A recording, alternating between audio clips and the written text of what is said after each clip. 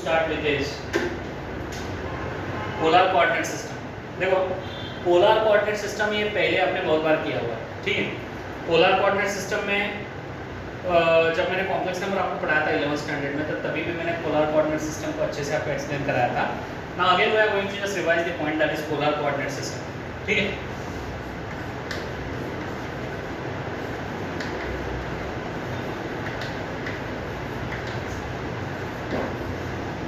Polar coordinate system होता क्या है, you know very well, but कुछ लोगों को अगर पता नहीं होगा, कुछ याद नहीं आ रहा होगा, तो थोड़ा सा रिवीजन भी हो जाएगा। अगर मैं कोई कोऑर्डिनेट सिस्टम ऐसे ड्रॉ करता हूँ जिसमें यहाँ पर एक्स एक्सिस है, बराबर, और ये वाली वाई एक्सिस है, और यहाँ पर अगर मैं कोई पॉइंट P कंसीडर करता हूँ, यहाँ पर कोई पॉइंट मैं P कंसीडर करता हूँ, तो उस पॉइंट P का कोऑर्डिनेट जब हम लिखते हैं, तो पॉइंट P का कोऑर्डिनेट कैसे लिखते हैं हम लोग, बोलो, x, y ऐसे लिख देते हैं, बराबर। तो यहाँ पे x क्या होता है, बराबर, x is nothing but the horizontal distance. अगर मैं ऐसे परपेंडिकुलर ड्रॉ कर दूं यहाँ से पॉइंट P से नीचे, ठीक है, तो ये जो पुट ऑफ परपेंडिकुलर ओरिजिन है, इनके बीच में जो डिस्टेंस है I call it as x, ये डिस्टेंस x है, और ये जो वर्टिकल डिस्टेंस है इसको मैं y बोल देता हूँ, बराबर ना। मतलब उस पॉइंट का हॉरिजॉन्टल डिस्टेंस x है, मतलब y एक्सिस से डिस्टेंस x है और x एक्सिस से डिस्टेंस y है, तो उसका कोऑर्डिनेट होगा x, y, जिसको हम बोलते हैं कार्टेशियन कोऑर्डिनेट सिस्टम। इसको हमने नाम क्या दिया था, याद होगा सबको, इसको हम बोलते हैं कार्टेशियन कोऑर्डिनेट सिस्टम। लेकिन कोई भी पॉइंट अगर आपको ग्राफ पेपर के ऊपर बताना है, तो कार्टेशियन के अलावा भी हमारे पास और एक कोऑर्डिनेट सिस्टम है, जो आपके सामने मैंने नाम लिखा है, that is nothing but polar coordinate system. Now what is the system, pay attention everyone. अगर ये मेरा x एक्सिस है, यहाँ पर मेरा y एक्सिस है, और यहाँ पे पॉइंट P पकड़ा है मैंने, और जिसका कोऑर्डिनेट मैंने फिलहाल लिखा है x, y, and you know very well, अगर मैं यहाँ से परपेंडिकुलर नीचे आ जाता हूँ ऑन द x एक्सिस, तो ये जो डिस्टेंस होता है ये डिस्टेंस y होता है, और ये वाला डिस्टेंस x होता है। इस ओरिजिन को O लिखता हूँ, इस पॉइंट को मैं A लिखता हूँ, और इस पॉइंट को मैंने P लिखा हुआ है। तो पॉइंट P का कोऑर्डिनेट x, y है, ये सबको आपको अभी पता चल चुका है, ठीक है। अगर वो पॉइंट P को मैं ओरिजिन के साथ कनेक्ट कर दूँ, if I join point P with the origin, अगर मैं इसको ओरिजिन के साथ कनेक्ट कर दूं, तो कनेक्ट करने के बाद पॉइंट P का और ये ओरिजिन O का जो स्ट्रेट लाइन बन रहा है ज्वाइन करने के बाद, ये स्ट्रेट लाइन x एक्सिस के साथ कुछ ना कुछ एंगल कर रहा है, x एक्सिस के साथ क्या कर रहा है, एंगल कर रहा है। और वो एंगल मान लीजिए मैंने उसको पकड़ा थीटा, बराबर, उस एंगल को मैंने क्या लिखा, थीटा। और ये जो स्ट्रेट लाइन मैंने ड्रॉ किया है वो भी बहुत सिंपल लैंग्वेज में बता रहा हूँ, ठीक है, ज्यादा मैं मैथमेटिकल लैंग्वेज में नहीं बता रहा हूँ, बहुत सिंपल लैंग्वेज में बता रहा हूँ कि ये जो OP डिस्टेंस है, ये डिस्टेंस को मैंने r मान लिया। मैंने कॉम्प्लेक्स नंबर में भी ये पढ़ाया था, ठीक है, जरा रिवाइज करना। यहाँ पे थीटा है, ये r है, तो ये पॉइंट P जो लिखा है, इस पॉइंट P को लिखने का दूसरा तरीका है r, थीटा, जिसमें r is nothing but the distance of point from the origin. समझ में आ रहा है ना, r is nothing but the distance of point from the origin, and theta is nothing but the angle made by the line joining the origin and point. वो point को origin को join करने वाली ये जो लाइन है, वो आपके x एक्सिस के, पॉजिटिव x एक्सिस के साथ कितना एंगल कर रही है, वो थीटा।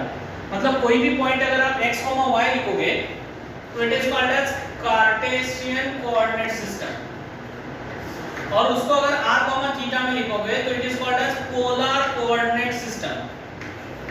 समझ में आ रहा है ना, इसको क्या बोलेंगे हम, polar coordinate system. Polar coordinate system में r और थीटा लिखा जाता है, x और y नहीं लिखा जाता। r is nothing but the distance of the point from the origin, and theta is nothing but the angle made by the line joining the point and the origin. Point और origin को join करने के बाद जो line straight line बन रही है, वो straight line angle made with the positive x axis. Positive x axis के साथ जो angle बना रही है थीटा, वो r, थीटा लिखोगे तो it is called as polar coordinate system. ठीक है ना। अब बहुत इंपॉर्टेंट पार्ट है, what is the relation between these two? Cartesian को देखो, पॉइंट कार्टेशियन कोऑर्डिनेट सिस्टम में भी हम पॉइंट P बता रहे हैं, पोलर कोऑर्डिनेट सिस्टम में भी हम पॉइंट P का कोऑर्डिनेट्स ही बता रहे हैं, लेकिन दोनों का तरीका अलग अलग है, दोनों का तरीका अलग है। वापस मैं बता रहा हूँ, कार्टेशियन कोऑर्डिनेट सिस्टम में जो x होता है वो डिस्टेंस फ्रॉम y एक्सिस है, जो y होता है वो डिस्टेंस फ्रॉम x एक्सिस है। ये यहाँ पर पोलर सिस्टम में जो r है, it is the distance of point from the origin है, and theta is the line angle made by the line joining the point P and O with positive x axis, ठीक है। दोनों system से आप उस point पे पहुंच सकते हो। Now what is the relation between these two? ये दोनों के बीच में रिलेशन क्या है? मान लीजिए अभी देखो, आपको ये x दिख रहा है, ये y दिख रहा है, ये r दिख रहा है, ये थीटा दिख रहा है। और ये जो ट्रायंगल दिख रहा है, ट्रायंगल कौन से टाइप का ट्रायंगल है बताओ? Which type of triangle is this? ये ट्रायंगल कौन से टाइप का है भाई? Yes perfect, right angle triangle है, सबको पता है। तो मैं इसको ट्रिग्नोमेट्री सिंपल, एक सिंपल ट्रिग्नोमेट्री जो आपने आज तक पढ़ी हो अप्लाई कर सकता हूं। Now tell me what is cos theta here. अगर ये ट्रायंगल में मुझे ट्रिग्नोमेट्री अप्लाई करना है, मैं पूछ रहा हूं आपको cos थीटा का वैल्यू क्या होना चाहिए, तो क्या आएगा बताओ?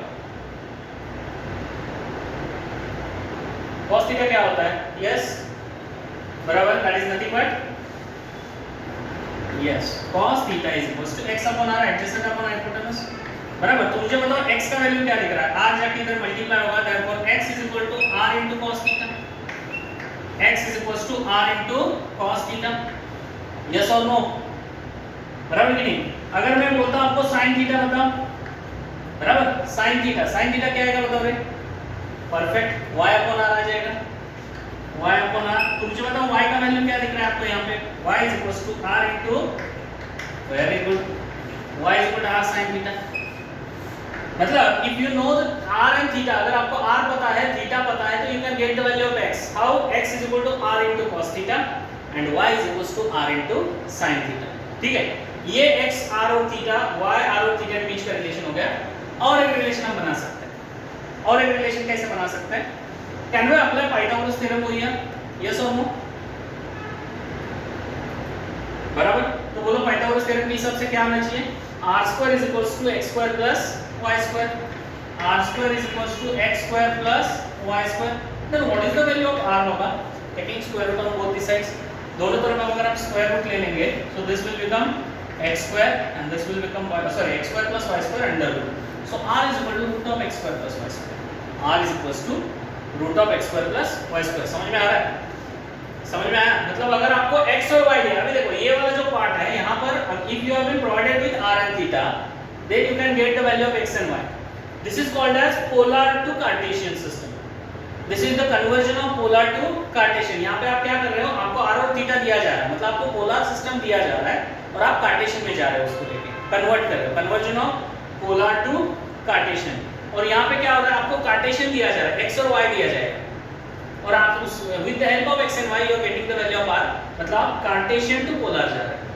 ठीक है, तो एग्जाम में क्वेश्चन आता है convert the polar coordinate system to Cartesian coordinate system, या फिर convert Cartesian to polar. Polar to Cartesian बोला तो ये वाला आएगा, कार्टेशियन टू पोलर बोला तो ये वाला आएगा, लेकिन इसमें तो r मिला है, तो थीटा मिला नहीं है ना। With the help of x and y how we can get the value of theta? तो थीटा x और y के बीच में रिलेशन कौन बताएगा? बताओ। थीटा, ये वाला थीटा, ये x और ये y, ये तीनों के बीच में क्या रिलेशन है, कौन बताएगा? यस बराबर, यहाँ पे x लिखा है, यहाँ पे y लिखा है, opposite upon adjacent is nothing but tan theta, है ना? ठीक है, so yes perfect, tan theta is equals to opposite y upon adjacent x, y upon x, बराबर। सो थीटा का वैल्यू भी आप निकाल सकते हो, tan उधर चला जाएगा, tan inverse of y upon x। देखो, if you are having the value of x and y, if you are having the value of x and y, you can get the value of r, and if you are having the value of x and y, then definitely you can have the value of theta, like theta is equals to tan inverse of y upon x, theta is equals to tan inverse of y upon x। समझ में आ रहा है कैसे हो रहा है? मतलब question दोनों में से कुछ भी आ सकता है। यहाँ पे देखो, ये वाला टाइप कौन सा है? यहाँ पे आपको Cartesian to polar, Cartesian to polar, और यहाँ पे polar to Cartesian, polar to Cartesian. Clear हो गया सबको? कोई डाउट है इसमें किसी को? चलो प्लीज हैव अ स्क्रीनशॉट ले लो जल्दी, बाद में इसको उतारना भी आपको प्रैक्टिस के लिए। इसके ऊपर कुछ क्वेश्चंस करेंगे, एक्सरसाइज में से exercise number 3.2।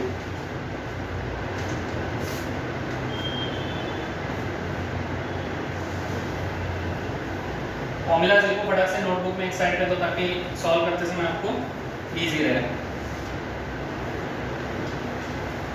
x is equal to r cos theta, y is equal to r sin theta, r is equal to root of x square plus y square, and theta is equal to tan inverse of y upon x। देखो, state board 3.2 exercise, find the Cartesian coordinates, इसके Cartesian coordinates ढूंढो, √2, π/4।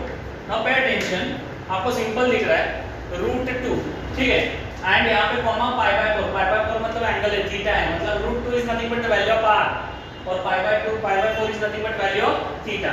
Perfect, very good. तो आपको r और theta दिया हुआ है, r का वैल्यू दिया है √2, थीटा का वैल्यू दिया है pi/4 और आपको ढूंढना है x and y। Now you know very well what is x, लिखा है यहां पर x क्या है, yes r into cos theta, r का वैल्यू √2 into cos pi/4, ठीक है, that is √2 cos pi/4 is 1/√2, cancel. Actually यहां तक नहीं जाना चाहिए, आप आगे कैलकुलेशन कर सकते हो, ठीक है ना। अब y equal r sin theta है, चलो दोनों r sin थीटा डालेंगे तो क्या आ जाएगा रे, y is equals to r into sin theta, what is r, it's √2 again into pi/4, very good। sin pi/4 कितना आता है बेटा बोलो, yes 1/√2, परफेक्ट। सो आ गया 1, सो y is equals to 1। चलो x और y मिल गया, समझ में आया। आपको क्या दिया था, r और थीटा, और आपने क्या ढूंढा, x और y। This is called as polar to Cartesian system, इसको क्या बोलेंगे हम, polar to Cartesian conversion. Next